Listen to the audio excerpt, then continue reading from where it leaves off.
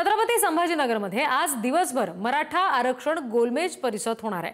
हैदराबाद गॅझेटच्या जीआरमुळे आरक्षणाचा प्रश्न सुटला का या विषयावर याच्यामध्ये चर्चा केली जाणार आहे। राज्यभरातील 100 पेक्षा अधिक मराठा आरक्षणाचे अभ्यासक यामध्ये सामील होणार आहेत। मराठा क्रांती मोर्चाच्या वतीने गोलमेज परिषदेचं आयोजन केलेलं आहे। गोलमेज परिषदेला मनोज जरांगेंच्या सहकाऱ्यांची उपस्थिती असणार आहे। दिवसभर आज ही गोलमेज परिषद चालणार आहे। जे हैदराबाद गॅझेट संदर्भातला जीआर सरकारने काढलाय त्याचा खरंच काही फायदा होणार आहे का या संदर्भातली चर्चा या परिषदेत होणार आहे। समिती सदस्य होते आणि तो निर्णय ज्याची नोंद आहे त्याच्यामध्ये व्हॅलिडेशन दिलं त्यावेळेस समितीने, परंतु 30-35 वर्षाच्या काळामध्ये मराठवाड्यात जेवढी प्रमाणपत्र मिळायला पाहिजे होती ती मिळाली नाही। 33 वर्षामध्ये फक्त 3363 कुणबी प्रमाणपत्र मराठवाड्यात मिळाले, 3363।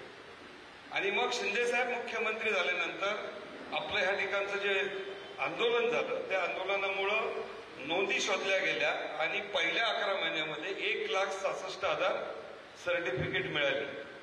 आता ते सर्टिफिकेट मिळालेल्या माणसांना जेव्हा सरकारी नोकरी मिळेल किंवा मेडिकलचं ऍडमिशन असेल त्यावेळेस त्यांनी व्हॅलिडिटीला टाकल्यानंतर